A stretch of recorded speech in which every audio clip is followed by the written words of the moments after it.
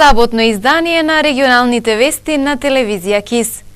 На локација без никакво верско обележје, ниту пак некаков објект, повеќе од една деценија се погребуваат граѓаните на новата локација на градските православни гробишта кај Тетовско фалише. Градските власти останаа на ветувањата дека ќе ги уредат гробиштата. Тетовци понатамо ги погребуваат своите најблиски во недостојни услови на новата локација на православните гробишта кај Тетовско фалише. Вечното почивалиште не е целосно градено. На места има расфрлано отпад, нема никаков објект, ниту пак санитарни јазли. Роднините на покојните кои ги затекнавме велат дека локацијата е како запуштена ливада, каде не може да се изврши достојно ниту верскиот ритуал. Црквиче ни треба, санитарен чвор ништо нема. Стално е несредено, сенкиче нема никакво. Стари луѓе идат, лошо им е, чадори мораме да носиме. Виш нема ништо, не е ни обезбедено, ни заградено, ништо. Новата локација кај Фалише се избра пред 10 години откако на старите градски гробишта немаше слободни гробни места, но и по една деценија локацијата се уште не е уредена и покрај многуте ветувања до сегашните градски власти. Градоначалничката на Тетово Теута Арифи пред локалните избори лани во месец октомври вети дека за неколку недели ќе се започне со уредување на гробиштата, но на терен ништо не се презеде. Властите се оправдаа дека поради зимскиот период не можеле да работат. Најави уредување од март годинава, но и ова ветување не го исполнија. Сега повторно велат дека наредниот месец ќе работат на уредување на локацијата каде ќе градат и објекти. Во Фалише имаме поќе активности, има дренажата што долго се очекува и објектот кај чешмата што треба да биде покриен, а од отворен тип, така не затворен. Значи и во план се летово да направиме тоалети, така, пошто нема овде канализација, ќе биде као септичка јама која ќе ја зидаме со камен, кој го има овде во изобилие да се собере и да се иззида. Тоа имаме поставено пред непол месец сега и патока седен, значи многу луѓе не потешко првпат што доаѓаат го наоѓаа местото, немаше никаков знак и тоа го има сега. Косиме. Освен општина Тетово која стопанисува со гробиштата, за вечното почивалиште не се грижи Тетовското архиерейско наместништво при Македонската православна црква. Според предвидениот проект за новите гробишта нивна обврска е да изграда црква, но на локацијата нема никаков верски објект, ниту пак како што истакна отаму, за сега не планираат да градат православен храм. На градскиот плоштад во Гостивар денес се одржа повеќе часове неко настан посветен на загадувањето на воздухот. Младите гостиварци денес на градскиот плоштад ги информираа граѓаните на тема загаденост на воздухот и од нив бараа мислења какви мерки треба да се преземат за да дишеме почист воздух. Воздухот во Македонија понекогаш е видно загаден, особено во Гостивар. Има многу фактори кои придонесуваат во загадувањето, повеќето од кои се поврзани со нашиот начин на живот и изборот што го правиме, велат младите. Со оваа активност тие сакаат да испратат порака дека секој поединец може да даде свој придонес во намалување на загаденоста. Настанот денес е за почист воздух во Гостивар и во Македонија општо. Сакаме да им покажеме на луѓето како тие може да придонесат во борбата за почист воздух и како загадениот воздух какви последици има на луѓето. Имаме тим од неколку волонтери кои ги прашуваат случајните минувачи прашања и ги земаат нивните мислења за потоа да можат да ги залепат тука на нашата табла со која ќе можеме да видиме какво мислење има Гостивар за загаденоста на воздух. Сакаме да испратиме порака дека секој може да придонесе за почист воздух и не мора тоа да значи дека воздухот е загаден од фабриките и големи компании, туку дека секој помалку придонесува во загадување на воздухот и секој може да придонесе за почист воздух. Да се намали употребата на дрва како огрев, помалку да се користат автомобилите, да се поставуваат соодветни филтри на загадувачите. Беа дел од предлозите кои граѓаните ги споделија на поставената инфотабла. Настанот беше збогатен со музика и други забавни активности, а се одржа со поддршка на општина Гостивар. Општина Тетово утре недела 22 април по повод денот на планетата Земја ќе спроведе неколку активности. Делови од булевари и улици ќе бидат затворени за сообраќај за символично спроведување на ден без автомобили. Целта на одбележувањето на Денот на планетата Земја е да се подигне нивото на свесност за зачувување на животната средина, па затоа во недела ќе биде организиран Ден без автомобили, при што во соработка со СВР Тетово неколку улици и булевари ќе бидат затворени за сообраќај, соопшти општина Тетово. Од 8 до 20 часот предвидено е да се блокираат деловите од булеварите и улиците, од булевар Благоje Тоска до булевар Илирија, од улицата Методи Андонов Чинто до улицата Дервиш Цара, улицата Дервиш Цара со почеток од Благоje Тоска до булеварот Илирија, од Кружен тек кај Благоje Тоска до булевар Илинденска.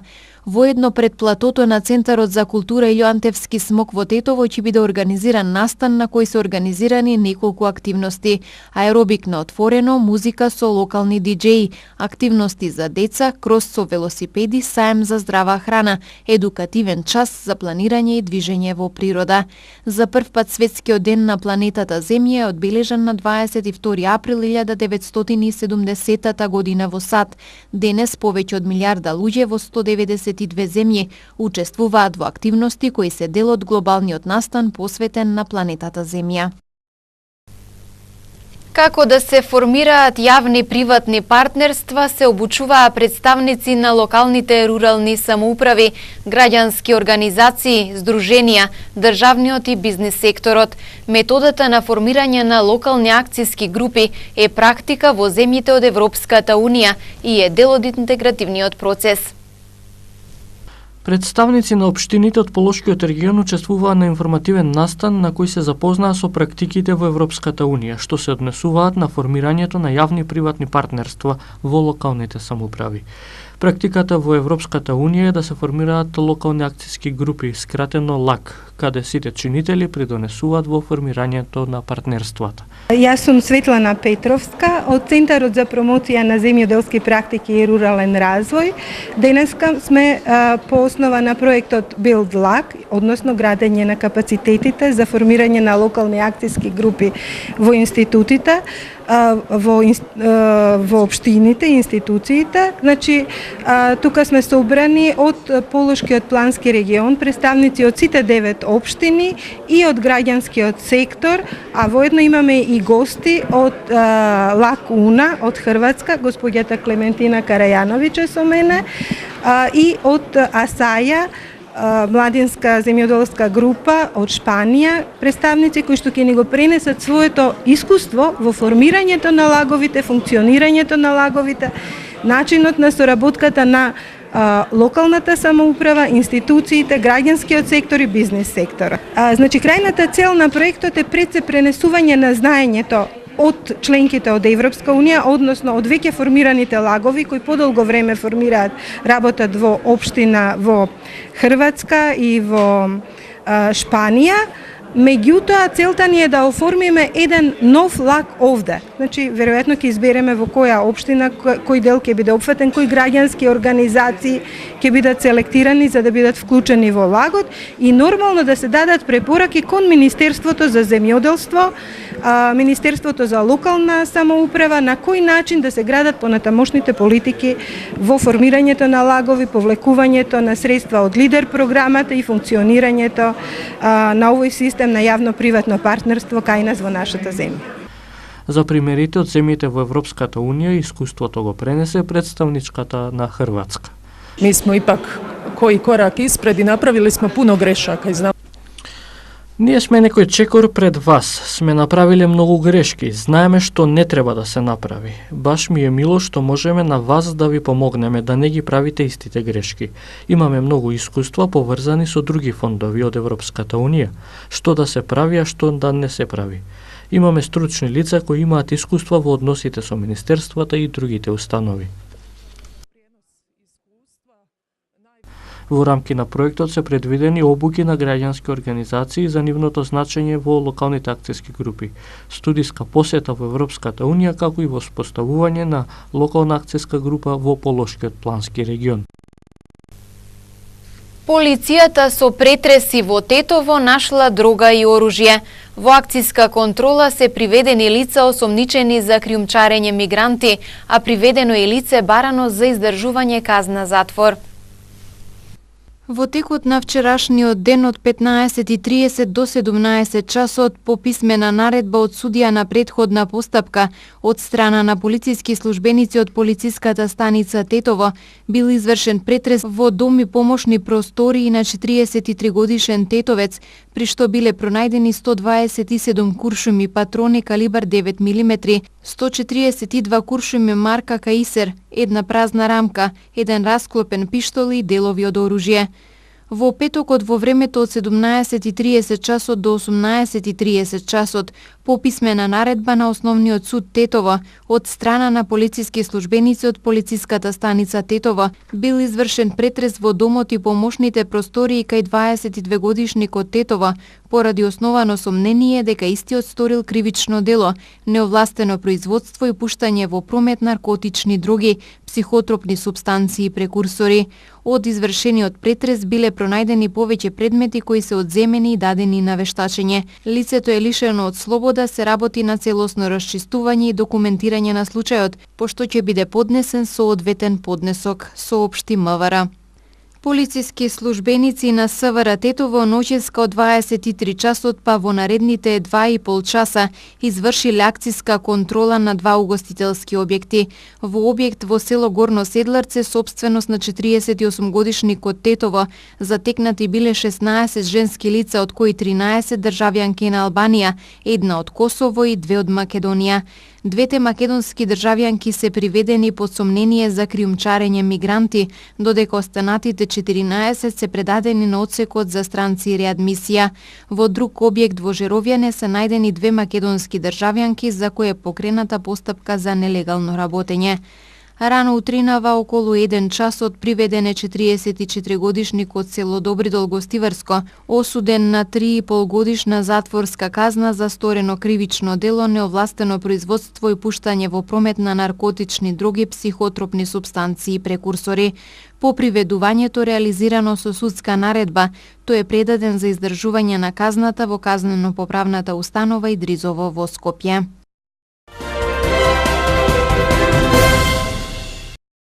Ќе се појавам во суд како сведок ако судот го побара тоа од мене.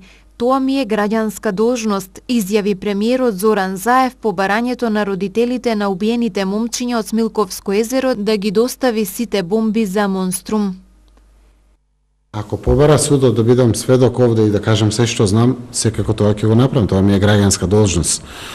Суштината на коментарот кој што ќе го дадам, прво треба да знаат граѓаните сите материјали, не само тие за Монструм, сите што сум ги поседувал, вклучително за Зоран Заев, Бранко Црвенковски, Сугаревски, Шикеринска, се е предадено таму. Се надевам дека и моите и на било кој приватни материјали нема да излезат и досега не се случило. Се сме предале таму. Во тој дел, јас заради чувството на родители што изгубиле деца, навистина покажав разговори во просториите на СДСМ, каде што видовме како едно од осомничените лица или во еден дел од постапки осудени лица, Азири, кој што беше во постапката, звони и разговара со градоначалникот тогаше на Гостивар Невзат Бејта и го моли за некои 450 евра субвенции. Ургира за субвенции во земјоделството, има овци, веројатно, не знам, има некои штали, и тоа е разговорот, јас го покажав тој разговор. Исто на родителите ги покажав дури и со кои разговарале. Тие што ги викат скриени телефони, ги видоа телефоните. И на крајот сето тоа е предадено. Но Зоран Заев не може да биде истражител, не може да биде обвинител, не можем да бидам јас тој кој што ќе дава оценки или слично. Тоа е предадено, и ве гледате процесот се води комплетно од самиот почеток, заради тоа што таму сум тврдел дека има основани докази, кои што треба некој да ги разгледа, за да знае процесот дека вклучително и со тие докази ќе се разгледува. Така да остануваат постапките на специјалното јавно обвинителство, државното обвинителство, не знам колку се уште е вклучено, и судовите и судските инстанции кои што треба да донесат одлука. Нови проекти од областа на социјалата, инфраструктурата и поддршката на малите и средни предпријатија во фокус на пролетните средби на македонската делегација во Вашингтон. Како што истакна министерот за финансии Драган Тевдовски, кој заедно со гувернерот Димитар Богов е начело на делегацијата, се зборувало за нов голем проект од областа на социјалата, со кој ќе се обезбедат средства за изградба и реновирање на детски градинки, како и подобро таргетирање на социјалната помош. Двајцата клучни луѓе за креирање на монетарната политика во земјава изразија надеж за зголемување на инвестициите по падот на ова поле минатата година. Во моментов разговараме за нови проекти, например во областа на социјалниот сектор, за поголем проект кој од некаде 35 милиони долари, за поголем опфат на децата во предучилишната возраст, пред се ќе биде насочен за изградба или реновирање на детски градинки и подобро таргетирање на социјалната помош. Втор проект кој што е важен и како идна соработка го договараме е проект за подобрување и олеснување на транспортот и трговијата во регионот, значи кој би се направил на регионално ниво. Инвестициите се клучни околу заживувањето на македонската економија. Се надеваме дека оваа година ќе имаме инвестиции, после оној пат кој што беше присутен минатата година, и тоа клучно е, како што и вие споменавте, враќање на довербата. Како да се намали загадувањето, особено во големите градови, анализира во темата на неделата Радио Слободна Европа.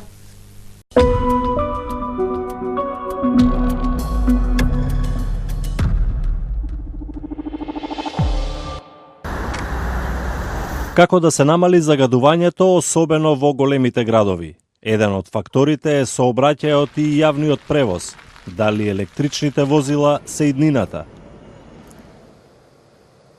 Добре дојдовте во темата на неделата. Во оваа емисија за тоа што прават развиените земји за почиста животна средина во големите градови, а што се презема или планира во Македонија. Сообраќајот е еден од најголемите загадувачи на воздухот во градовите. Многу градови во Европа со разни мерки се обидуваат да го ублажат овој проблем. Екостандарди, разни давачки за поминување низ центарот на градот, забрани за товарни возила и слично. Но се чини дека иднината е во возила со нула издувни гасови. За почеток во јавниот превоз. Лондонските легендарни црни такси возила доживуваат зелена револуција. Во декември минатата година започнаа да се произведуваат електрични, а на улиците на Лондон се појавија истовремено со усвојувањето на новото правило, според кое сите нови такси возила мора да бидат или хибридни или целосно на струја. This is no longer about just a traditional London vehicle. This is a global vehicle for global air pollution problems and therefore global solutions. Над 9000 електрични такси возила треба да има на улиците на Лондон до 2021 година. Со едно полнење може да поминат околу 150 километри, а со така наречени станици за брзо полнење повторно се подготвени за 25 минути. Во Лондон до крајот на годинава ќе бидат инсталирани 150 станици за брзо полнење електрични автомобили, а најмалку 300 до 2020 година.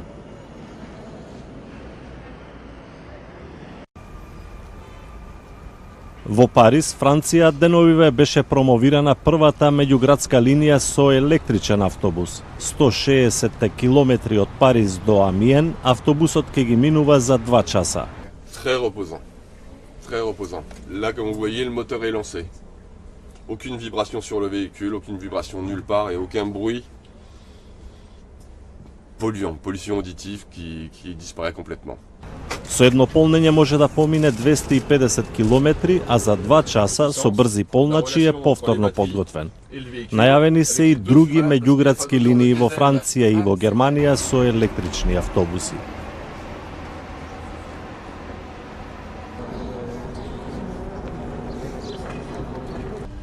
Во Берлин одат и чекор понапред. Електрични автобуси, но и без возачи се пуштени на пробно возење во кругот на една болница. Не прават бучава, нема загадување и се идеални, особено за делови од градот каде што тие два услови се многу битни. Das ist sehr, sehr angenehm. Das fühlt sich nicht anders an als ein normaler Bus. Wenn man mit dem Elektrobus schon mal gefahren ist, dann weiß man, das ist leise. Шулц додаде дека Министерството ги поддржува заедничките напори на германската компанија за јавен превоз и градот Берлин за почиста животна средина. Нивна цел е се повеќе луѓе да го користат јавниот превоз во градот, се разбира на струја.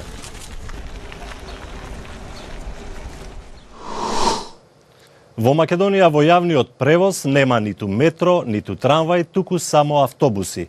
Такси возилата се такви какви што се. Со оглед на енормното загадување на воздухот, дали има планови за еколоски чист јавен превоз, за некакви иновации на овој план? Да се фати чекор со современите европски метрополи. Електрични или автобуси на природен газ ќе биде иднината на Скопје. Јавното сообраќајно предпријатие веќе тестира еден современ плински автобус, а треба да му се придружи еден електричен, пошто градските власти треба да одлучат со што ќе ги менуваат двокатните кинески дизел автобуси, па и оние автобуси од минатиот век кои неретко се среќаваат на скопските улици. Борбата против загадувањето на воздухот беше една од главните теми во предизборната кампања, а истражувањата покажуваат дека дури 1/5 од загадувањето во Скопје се должи на сообраќајот. Основни работи на кои треба да се внимава при набавката на нови автобуси за градскиот превоз се цената, потрошувачката и загадувањето. И електричните и плинските автобуси имаат своји предности и мани. Професор Даме Димитровски од Машинскиот факултет во Скопје вели дека тоа што ЈСП преминува кон почисти горива е многу позитивно. Двете опции кои ги избрал ЈСП се со скоро нула емисија на цврсти честички. И возењето на електрична енергија има нула цврсти честички на местото на возење, и возењето на природен газ, кој што го избрал ЈСП, исто така има нула емисија на цврсти честички во Скопје. Сметам дека во овој момент Скопје има добра инфраструктура за возење на природен газ, затоа што ЈСП поседува и полнилница за природен газ и може да поднесе голем број автобуси на ова гориво. Исто така ќе имаме нулта емисија и во изворот на создавање на енергијата. За електричните автобуси сметам дека се добри, се автобуси на еднината, но во овој момент не сум сигурен дека ќе користат електрична енергија која што е направена чисто. Туку ќе користиме енергија која што е направена од нашите термоелектрани. Така што кога јас би избрал автобуси на природен газ. Автобусите што сега се тестираат во Скопје не се набавени, туку му се дадени на градот на пробно користење. Електричниот кој треба да почне да вози низ Скопје е на Чериот Моторс, чини меѓу 450 и 500.000 евра и има капацитет од 85 патници. Според производителот треба да троши околу 20 евра струја дневно. Плинскиот автобус е на Мерцедес и чини околу 220.000 евра и има капацитет од 92 патници. Според најавите, потрошувачката на гориво му е двојно помала од двокатните кои трошат по 45 литри дизел на 100 километри.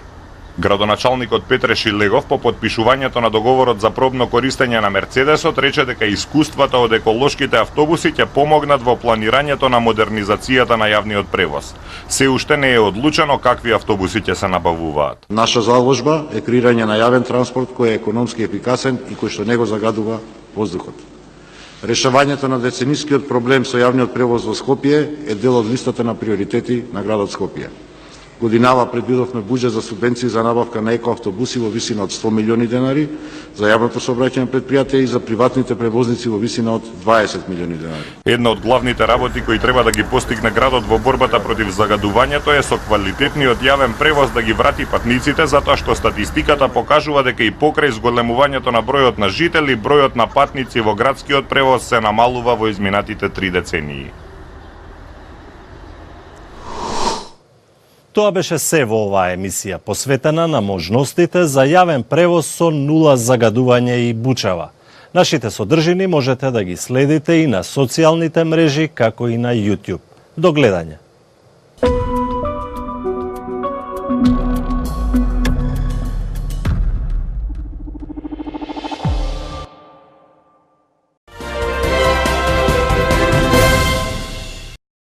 Припадници на израелските сили убиле 4 палестинци и раниле 12 за време на денешните протести на границата помеѓу Израел и Палестина. Некои од палестинците со себе носеле ножеви за сечење на оградата поставени на границата за да се пробијат на израелската територија, а израелските војници во неколку наврати на арапски јазик им се обратиле и ги предупредиле да се откажат од намерата за оштетување на оградата. Сепак палестинците не се откажале од својата намера, па израелските војници отвориле оган. Извинувањето на баскиската организација ЕТА за убиството на луѓе за време на нивните борби за независност на Баскија е одбиено од страна на групите на жртвите. Сепаратистите во шпанската Баскија побараа прошка за убиствата на луѓе без директно учество во конфликтот. Групите на жртвите ја обвинија ЕТА дека сака да ја оправда употребата на насилство и се обидува да ја преработи историјата. Се очекува ЕТА да го објави своето распуштање во наредните недели. Милитантите убеа повеќе од 800 луѓе и повредија илјадници за време на 40-годишниот конфликт во обид да основаат независна баскиска држава во областа што се шири низ северна Шпанија и во југозападна Франција. Демократската партија на САД поднесе тужба против руската влада, изборната кампања на председателот Доналд Трамп и организацијата Wikileaks, обвинувајќи ги за заговор за нарушување на председателската изборна кампања на САД во 2016 година и за наклонување на изборите кон Трамп. Во тужбата поднесена денеска во Федералниот окружен суд во Манхетен се тврди дека високи представници на кампањата на Трамп биле во заговор со руската влада и незината агенција за шпионирање да и наштетат на председателската кандидатка на Демократската партија Хилари Клинтон и да му помогнат на Трамп. Севернокорејскиот лидер Ким Џонг Ун соопшти дека неговата земја ќе ги замрзне тестирањата на нуклеарно оружје и балистички проектили и ќе го затвори полигонот за нуклеарни тестирања, објави јужнокорејската новинска агенција Јонхап, која ги пренесува извештаите на севернокорејските медиуми. Полигонот за нуклеарни тестирања заврши својата мисија, рече Ким Џонг Ун на состанок на владеачката партија, пренесе севернокорејската новинска агенција КЦНА. Швеѓанецот Тим Берглин, попознат како DJ Avicii, почина во Оман. Тој бил најден во местото Мускат во државата Оман. Не е позната причината за смртта. Пред 2 години Авичи објави дека нема да настапува повеќе во живо, а во последно време боледуваше од панкреатитис поради преголемата употреба на алкохол. Уметникот кој светот го освои со хит песните Levels и Wake Me Up се наоѓаше на листата на најплатените светски диџеи со заработка од $57 милиони.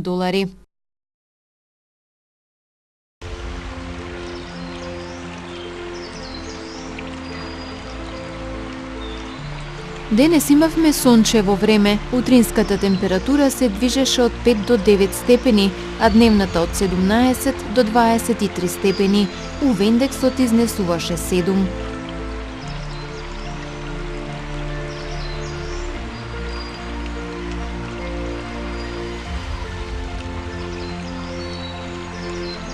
Според прогнозата на Управата за хидрометеоролошки работи, времето утре ќе биде сончево и топло.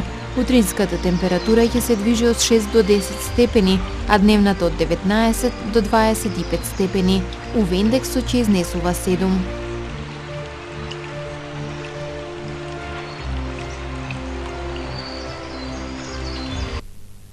Почитувани гледачи, ви благодарам на вниманието со кое не следевте. Имајте пријатен остаток од викендот.